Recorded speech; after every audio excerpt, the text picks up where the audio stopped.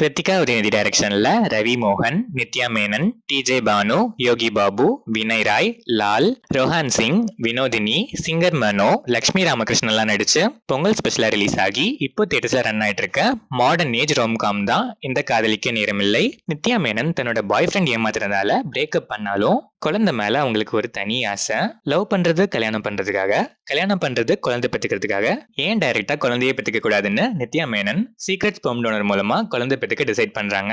இன்னொரு பக்கம் கல்யாணம் குழந்தைன்னு எதுலயும் இன்ட்ரெஸ்ட் இல்லாத, அதனால வந்த சண்டையிலேயே பிரேக்கப்பும் ஆன ரவி மோகன் அவர் ஃப்ரெண்டு கூட சும்மா கம்பெனிக்குன்னு போய் ஃப்ரீஸ் பண்ணி வச்ச ஸ்பெர்ம் ஆக்சிடென்டலா டோனர் லிஸ்ட்ல ஆட் ஆகி நித்யா மேனன் கிட்ட போக, இந்த விஷயம் தெரியாமையே ரவி மோகனும் நித்யா மேனனும் எதிர்ச்சியா மீட் பண்ணி பழக ஆரம்பிக்க, அதுக்கப்புறம் என்ன நடக்குதுங்கிறது தான் காதலிக்க நேரம் இல்லை. இந்த படத்தோட run time 2 hours and 22 minutes. படம் ஆரம்பிச்சது நல்லாவே ஸ்டார்ட் ஆச்சு. ஸ்லோவா பிக் ஆகி ஒரு சில comedies, emotions, current age controversial டாபிக்ஸ்னு ஃபர்ஸ்ட் ஹாஃப் பெருசா லாக்ஸ் இல்லாம நீட்டாவே ஃபேர்லி என்கேஜிங்கா இருந்துச்சு. Second half full and full Ravi மோகன், நித்யா மேனன் அண்ட் ரோஹான் சிங் காம்போவோட கையில தான். சிம்பிளான லைன் தான், ஸ்ட்ரெயிட் ஃபார்வர்டா சிம்பிளாவே சில ஸ்வீட் மூமெண்ட்ஸோட கொண்டு போயிருக்காங்க. பட் ஒரு சில இடங்கள்ல ஸ்ட்ரெச்சா ஃபீல் ஆச்சு.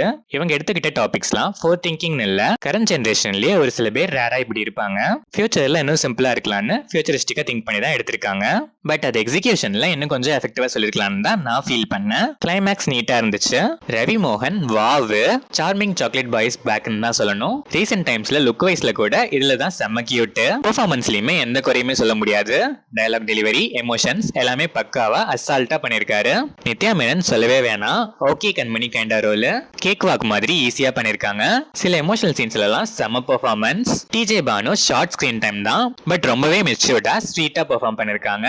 இவங்க கேரக்டரை இன்னும் கொஞ்சம் கூட யூட்டிலைஸ் பண்ணிருக்கலாம். இவங்க மட்டும் இல்ல, யோகி பாபு அண்ட் வினய் ராய் கேரக்டர்ஸ் கூட நடுவுல எல்லாம் காணாம போயிடுறாங்க. பட் இவங்க வர சீன்ஸ்ல எல்லாம் காமெடி நல்லாவே உட்காச்சு. யோகி பாபுவை விட வினய் ராயோட கேரக்டர் யூட்டிலைசேஷன் தான் ரொம்ப வீக்கா இருந்துச்சு.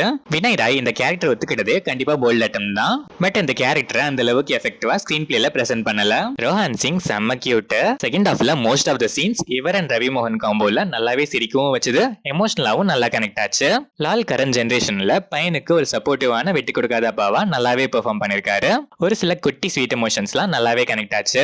Vinodhini, singer Mano, Lakshmi Ramakrishnan and other ஆர்டிஸ்ட்லாம் சில சீன்ஸ்னாலும் நீட்டா பெர்ஃபார்ம் பண்ணிருக்காங்க. சினிமாட்டோகிராஃபி, கலர் கிரேடிங்லாம் பக்காவா பண்ணி விஷுவல்ஸ்லாம் செம்ம ரிச்சா பிரசன்ட் பண்ணிருக்காங்க. ஏஆர் ரஹ்மான் இந்த படத்தோட பெரிய plus. Songs and background scores எல்லாமே வேற லெவல். அதுவும் என்ன இலக்குதாடி ஹம்மிங் போர்ஷன் பிஜிஎம்லாம் ஹார்ட் வார்மிங்.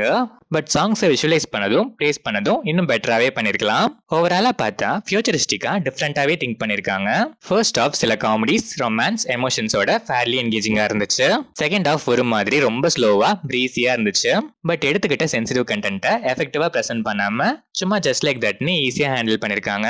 இதான் இந்த படத்தோட பெரிய மைனஸே. மெச்சூர்டா ஒரு கண்டென்ட் சூஸ் பண்ண மாதிரி அதுக்கான ஸ்க்ரீன் பிளேலையும் ஒர்க் பண்ணியிருந்தா இன்னும் பெட்டராகவே இந்த காதலிக்கு நேர்மையிலேயே நம்ம காதலிச்சிருப்போம். நிறைய கேரக்டர்ஸை ப்ராப்பரா யூட்டிலைஸ் பண்ணிக்கவே இல்லை. பர்டிகுலரா டிஜே பானு, யோகி பாபு வர சீன்ஸ்லாம் நல்லாவே இருந்துச்சு. பட் இந்த கேரக்டர்ஸோட ரைட்டிங் ஹாஃப் பேக்டா இருந்ததால ஒரு இன்கம்ப்ளீட் ஃபீல். இவங்க கூட பரவாயில்ல, வினய் ராய் எல்லாம் ப்ராப்பரா யூஸ் பண்ணவே இல்லை. இது எல்லா ஆடியன்ஸ்க்கும் சூட் ஆகிற மூவி இல்ல. Slow pace, breezy romantic audience, current gen Z, futuristic இசிகோ kind of couples once try பண்ணி பார்க்கலாம்.